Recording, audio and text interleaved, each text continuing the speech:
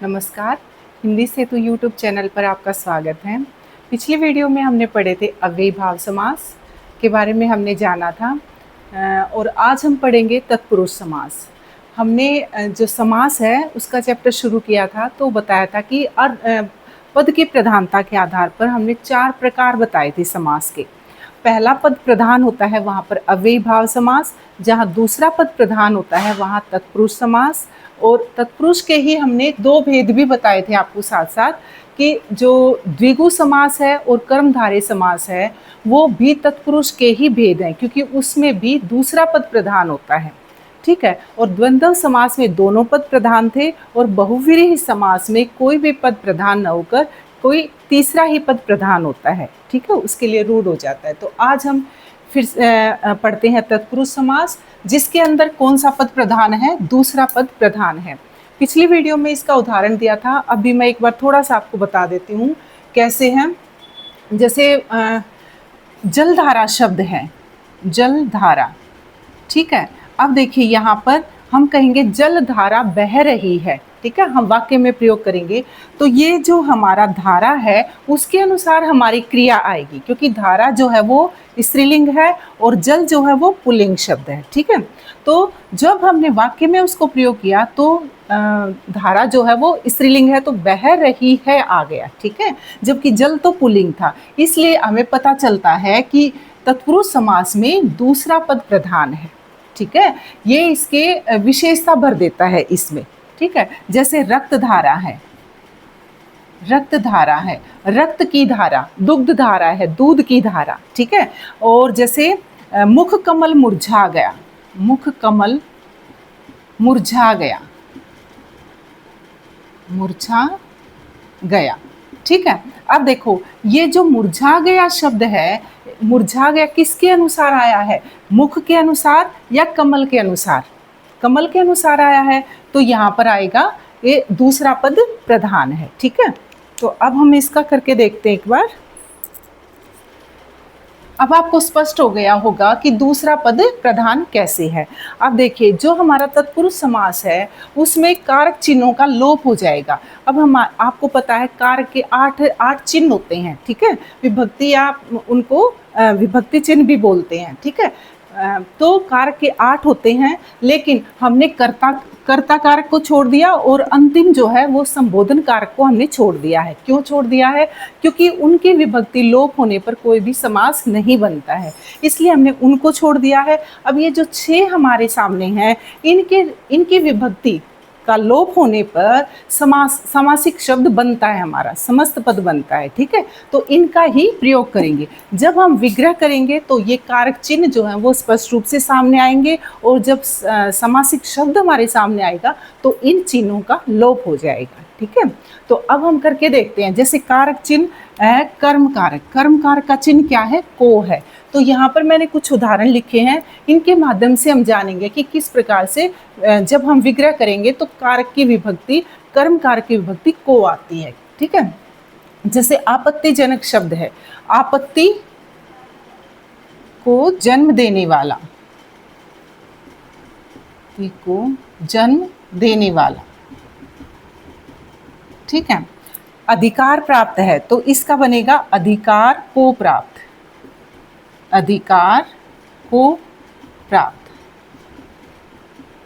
ठीक है, कष्ट सहिष्णु, कष्ट को सहने वाला, कष्ट को सहने वाला।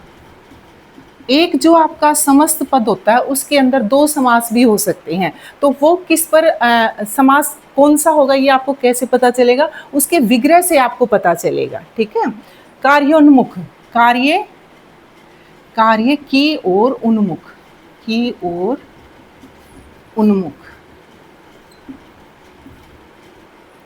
मनोहर, मन को हरने वाला, मन को हरने वाला। ठीक है, जैसे यश प्राप्त है, यश को प्राप्त, यश को प्राप्त। विदेश गमन, विदेश को गमन, विदेश को गमन। जैसे मरणासन, आसन का अर्थ होता है निकट, जो मृत्यु के बिल्कुल निकट हो उसको बोलेंगे मरण को आसन, मरण को आसन। ठीक है, जैसे रोजगार उन्मुख, जैसे कार्योन्मुख आया था हमारा, वैसे ही है रोजगारोन्मुख, रोजगार को उन्मुख। जैसे स्वर्ग प्राप्त, स्वर्ग को प्राप्त, स्वर्ग को प्राप्त। ठीक है, अब आपने देखा कि किस प्रकार से जब हम सामासिक पद का विग्रह करते हैं तो को विभक्ति किस प्रकार आई, कार्य की ओर, कार्य को उन्मुख, कार्य, कार्य को उन्मुख। ठीक है, तो यहां पर आएगा आपका कर्म तत्पुरुष समास। ठीक है, अब हम अगला करते हैं करण। करण की विभक्ति होती है से और के द्वारा। ठीक है, इससे हमें एक साधन का बोध होगा। जब हम ये जो आपका पूर्व पद, ये उत्तर पद है, जब हम इनका विग्रह करेंगे तो हमें एक साधन का बोध होगा। ठीक है, जैसे हस्तलिखित, हस्त द्वारा लिखित, सूर रचित, सूर द्वारा रचित। जैसे तुलसीकृत, तुलसी द्वारा कृत। अब मैं आपको यहाँ पर कारक, करण कारक के उदाहरण लिखती हूँ। अब हम देखते हैं करण तत्पुरुष के और संप्रदान तत्पुरुष के उदाहरण। करण जो है वो आपको पता है कि साधन के रूप में प्रयोग होता है। ठीक है, तो जब हम इसका समास का विग्रह करेंगे तो किस प्रकार से इसका विग्रह होगा देखते हैं एक बार। जो ये दोनों शब्द होते हैं आपके पूर्व पद और उत्तर पद, इनका जो संबंध होता है हम उसी के अनुसार इसका विग्रह करते हैं। ठीक है, ये नहीं है कि एक जैसे शब्द दिख रहे हैं तो उनका वैसे ही विग्रह कर दें। अब कुछ शब्द आएंगे इसमें जिनके माध्यम से मैं आपको बताऊंगी कैसे होगा। जैसे अभावग्रस्त शब्द है, अभाव, अभाव से ग्रस्त आएगा यहाँ पर, अभाव से ग्रस्त, यानी कि उसके पास ये जो कि कमी है, अभाव है, इसलिए वह उससे परेशान है। ठीक है, तो अभाव, अभाव से ग्रस्त आएगा इसका। ठीक है, दूसरा है ईश्वर द्वारा दत्त, ईश्वर द्वारा, ईश्वर प्रदत्त भी होता है, दत्त भी, ईश्वर द्वारा, ईश्वर द्वारा दत्त, ईश्वर द्वारा दत्त, दिया हुआ। ठीक है, गुण से युक्त, गुण से युक्त, गुण से युक्त। अब देखिए करण तत्पुरुष में भी से आएगा और जो आपका अपादान तत्पुरुष आएगा उसके अंदर भी से है, लेकिन जब अपादान आएगा तो उसमें इन दोनों का संबंध अलग होने का भाव आएगा उसके अंदर। जैसे एक उदाहरण है, रोग मुक्त शब्द है। ठीक है, तो रोग से मुक्त, रोग से वह अलग हो गया, दूर हो गया। ठीक है, लेकिन ये अभाव से ग्रस्त है, अभाव के कारण ये परेशान है। ठीक है, जैसे ईश्वर द्वारा दिया गया है, ईश्वर के द्वारा दत्त, गुण से युक्त, गुण इसके साथ हैं, उससे परिपूर्ण है। ठीक है, तो यहाँ पर जो से आ रहा है वो साधन के रूप में आ रहा है, और अपादान में जब आएगा से, वह जो है वो अलग होने का भाव होगा। जैसे ऋण मुक्त, ऋण से मुक्त, ऋण चुका दिया, अब वह आजाद हो गया, मुक्त हो गया उससे। ठीक है, इस प्रकार से आएगा। जैसे क्षुधा, क्षुधा बोलते हैं भूख को, क्षुधा, भूख, भूख से आतुर, यानी भूख के कारण व्याकुल है। चिंता, व्याकुल, चिंता के कारण, चिंता से व्याकुल है। ठीक है, चिंता से व्याकुल। जैसे अश्रुपूर्ण है, जैसे अश्रुपूर्ण, अश्रु से पूर्ण, आंसुओं से पूरी तरह से भरा हुआ, अश्रुपूर्ण, अश्रु से पूर्ण। आप ये कोशिश करें कि जो यहाँ पर शब्द प्रयोग किए गए हैं उन्हीं का विग्रह करते वक्त उनका अर्थ न लिखें। बच्चे इस चीज़ से जो शब्द प्रयोग किए गए हैं उन्हीं का ही प्रयोग करें और कारक की विभक्ति उसके बीच में आएंगी। ठीक है, जैसे वचन से बद्ध, वचन से बंधा हुआ है वह, वचन से बद्ध। रेल यात्रा, अब देखिए रेल की यात्रा नहीं, रेल द्वारा हमने यात्रा की है। ठीक है, रेल द्वारा यात्रा, रेल द्वारा यात्रा। ठीक है, जैसे पवन चक्की, पवन से चलने वाली चक्की, पवन जो है वो एक साधन के रूप में प्रयोग हो गया, पवन से चलने वाली चक्की। अब देखिए यहाँ पर आ गया बैलगाड़ी, तो यहाँ पर बैलगाड़ी का कैसे करेंगे, बैलों के द्वारा चलती है वो गाड़ी, ठीक है, बैलों के लिए गाड़ी नहीं है, बैल द्वारा चलने वाली गाड़ी, बैलों से चलने वाली गाड़ी, बैलों से चलने वाली गाड़ी, ठीक है। जैसे इसी से मिलता जुलता शब्द आ गया एक रेलगाड़ी, ठीक है, तो वो रेल से नहीं चलती, रेल का अर्थ होता है पटरी, ठीक है, जो लोहे की वो पटरी बिछी हुई है उसके ऊपर चलती है, तो रेल का अर्थ पटरी हो गया, रेल पर चलने वाली बनेगा, और वो इसके अंदर नहीं आएगा, करण में नहीं आएगा, वो किस में आएगा, अधिकरण में। तो जो शब्द आपको एक जैसे दिखें तो जरूरी नहीं है इसका विग्रह ऐसे हो गया, बैलों से चलने वाली गाड़ी, ऊंट से चलने वाली गाड़ी, घोड़े से चलने वाली गाड़ी, ठीक है, वो तो ऐसे बन जाएगा, लेकिन रेलगाड़ी नहीं बनेगा। इसलिए मैं आपको कह रही हूँ कि पूर्व पद और उत्तर पद का संबंध भी जाने और उसका अर्थ क्या निकल रहा है उसके आधार पर आप विग्रह करें। तो रेल पर चलने वाली गाड़ी आएगा उसका, इसके समान करण कारक में वो नहीं आएगा, ठीक है। और अब हम करते हैं संप्रदान। अब संप्रदान का क्या चिन्ह था, संप्रदान का था के लिए, ठीक है। तो यहाँ पर जब हम विग्रह करेंगे तो इस प्रकार से आएगा के लिए। अब देखो जो आराम कुर्सी शब्द है वो आराम के लिए कुर्सी है, ठीक है, आराम के लिए कुर्सी, लिए कुर्सी, ठीक है। दूसरा है गौशाला, गो के लिए शाला, यानी जहाँ पर गौएं रहती हैं उनके लिए आश्रय स्थल है, वो वहाँ रहने का स्थान है, तो यहाँ पर गो के लिए शाला। देशभक्ति है तो देश के लिए भक्ति, ठीक है, देश की भक्ति नहीं, देश के लिए भक्ति आएगा यहाँ पर, देश के लिए भक्ति। गो गायों के लिए शाला, ठीक है। अब यज्ञशाला है, यज्ञ होना है, तो यज्ञ के लिए जो स्थान निर्धारित किया गया, जो जगह बनाएगी उसको बोलेंगे यज्ञशाला। तो यहाँ पर आएगा यज्ञ के लिए शाला, यज्ञ के लिए शाला, ठीक है। हवन सामग्री, हम कहते हैं हवन की सामग्री नहीं, हवन की सामग्री नहीं है, वो हवन के लिए सामग्री है, हवन किया जाएगा उससे, तो इसका बनेगा हवन के लिए सामग्री। अब देखो इसमें मैं वही शब्द प्रयोग कर रही हूँ जो यहाँ पर समस्त पद में शब्दों का पूर्व पद और उत्तर पद का प्रयोग किया गया, जब विग्रह कर रही हूँ तो उसमें देखो वही शब्द आ रहे हैं मेरे पास, है ना, तो आपको भी ऐसे ध्यान रखना है। कुर्सी और हवन सामग्री ये शब्द वैसे ही आ रहे हैं, जैसे रणभूमि है, रण के लिए भूमि, युद्ध के लिए भूमि, तो हम युद्ध लिखने की बजाय हम क्या लिखेंगे यहाँ पर, रण के लिए भूमि, रण के लिए भूमि, ठीक है। न्यायालय, न्याय के लिए आलय, के लिए आलय। आगे है नाट्यशाला, नाट्य के लिए शाला, नाट्य के लिए शाला।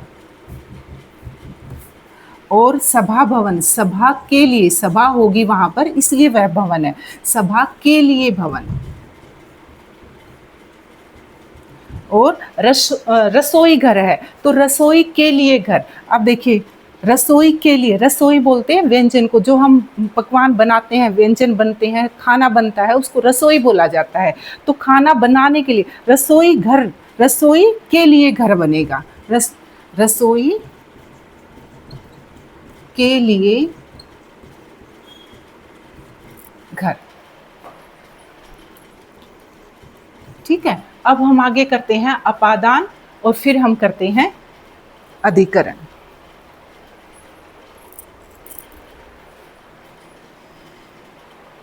देखिए अब हम करते हैं अपादान तत्पुरुष। अपादान तत्पुरुष में क्या होगा कि अलग होने का भाव होगा, जब हम विग्रह करेंगे तो अलग होने का भाव होगा उसमें, ठीक है। तो अब हम देखते हैं कैसे होगा जैसे अवसर वंचित है, वंचित आ जाए, मुक्त आ जाए, विमुख आ जाए, जहाँ पर भी ये भ्रष्ट आ जाए, मुक्त आ जाए, जहाँ पर भी ये होंगे ना तो वहाँ पर अलग होने का ही भाव होगा। विमुख होगा तो कोई दूसरी तरफ चला जाएगा, है ना, मुक्त होगा तो छूट जाएगा, ऐसे बिल्कुल अलग होने का भाव होगा। तो ये जो अंतिम पद होगा, वंचित है, मुक्त है, ये हमें बता देगा कि यहाँ पर अपादान तत्पुरुष है। ठीक है, जैसे आप इतने सारे उदाहरण करेंगे ना तो आपको ये इतने उदाहरण करने के बाद आपको बिल्कुल अच्छे से समझ में आ जाएगा कि अलग होने का भाव किस तरीके से होगा। ठीक है, तो अब हम करते हैं, अवसर वंचित है तो अवसर से वंचित हो गया, उसको अवसर नहीं मिला। ठीक है, तो यहाँ पर अवसर से वंचित आएगा, अवसर से वंचित,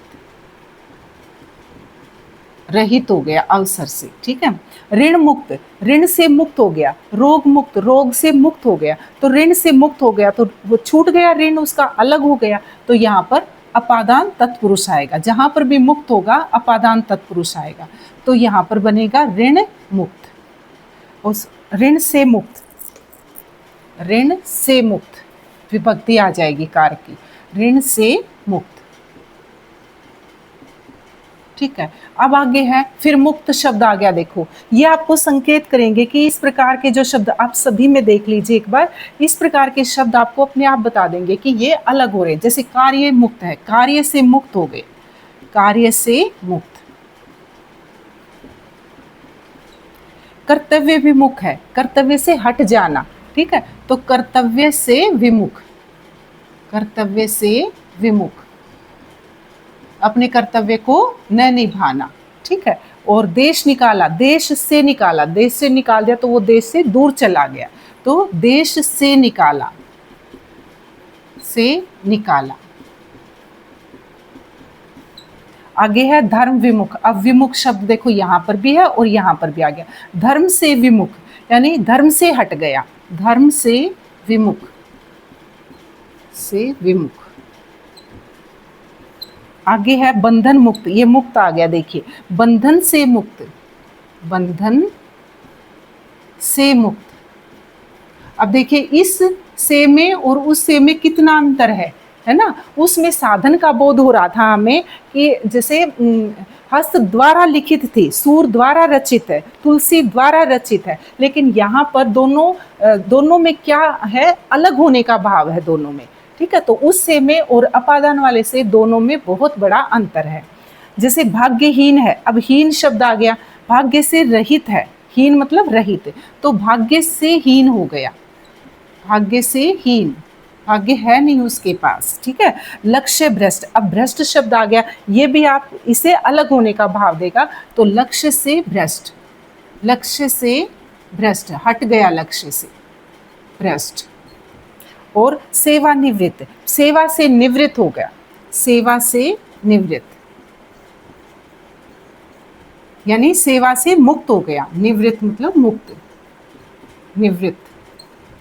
और पाप मुक्त, मुक्त शब्द आते ही आपको पता चल जाएगा कि ये क्या है। देखो सब में मुक्त है ना, तो पाप से मुक्त हो गया, पाप से मुक्त।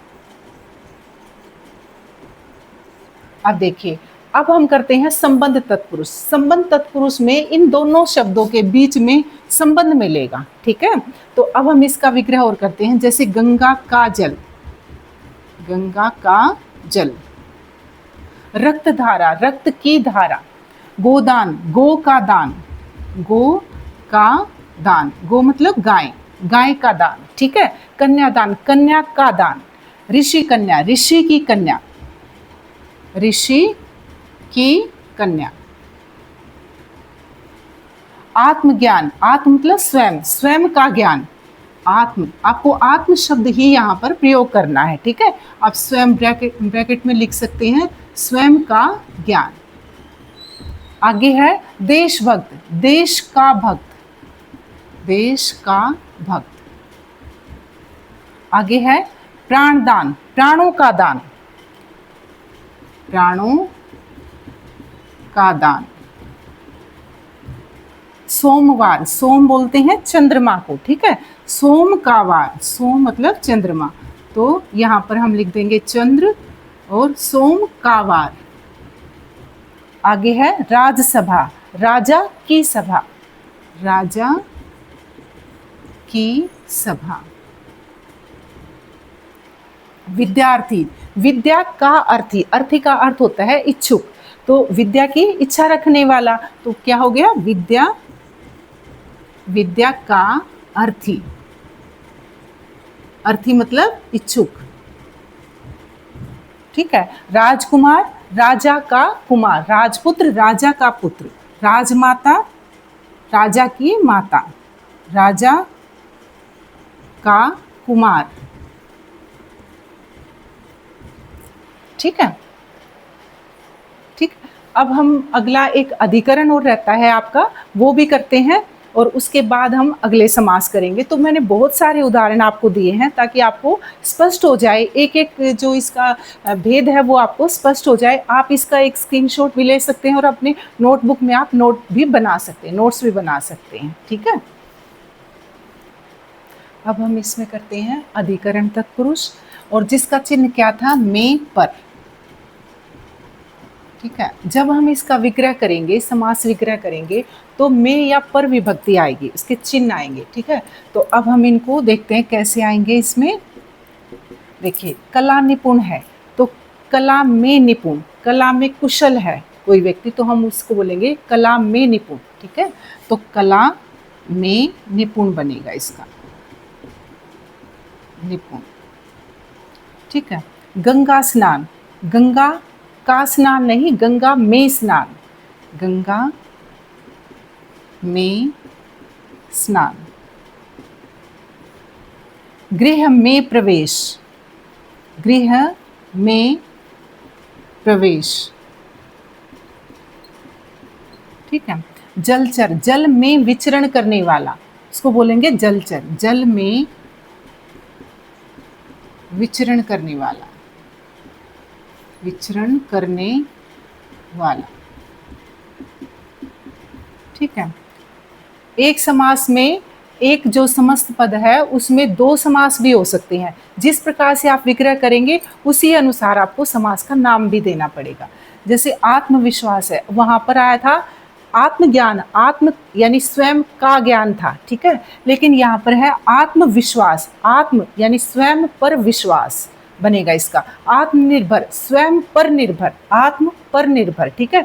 तो शब्द भले ही आपको देखने में एक जैसे लगे, लेकिन उसका विग्रह, उसका अर्थ अलग होता है। तो हमें जिस प्रकार का अर्थ होगा, जिस प्रकार का दोनों पूर्व पद और उत्तर पद में संबंध होगा, उसी के अनुसार हमने विग्रह करना है यहाँ पर, ठीक है। तो आत्म,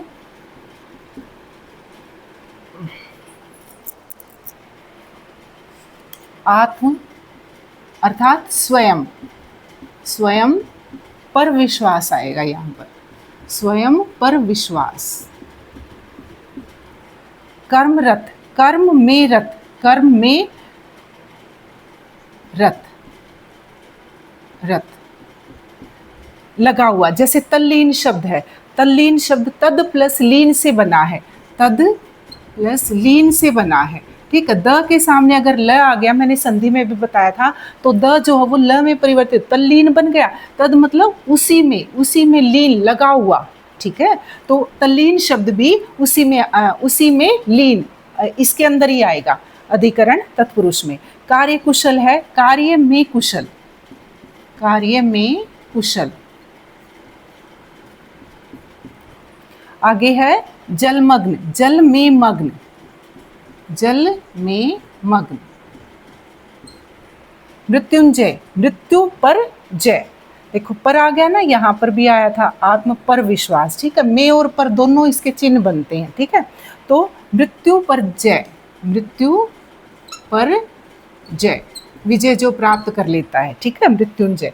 दान में वीर, दान में वीर। वनवास, वन में वास, वन में वास। ये देखिए, ये अब हमारा तत्पुरुष समास के ये जो 6 भेद इसके अंदर किए जाते हैं, ये आपको मुझे विश्वास है स्पष्ट हो गए होंगे। काफ़ी सारे उदाहरण मैंने दिए हैं जिससे आप अपने नोटबुक में भी लिख सकते हैं और उनको दोबारा भी आप पढ़ सकते हैं। और एक एक के ही मैंने 10-10 उदाहरण कम से कम दिए हैं आपको, तो मुझे उम्मीद है कि आपको स्पष्ट हो गए होंगे। यदि आपको वीडियो अच्छी लगी हो तो लाइक, शेयर और सब्सक्राइब ज़रूर करें। मिलते हैं अगली वीडियो में।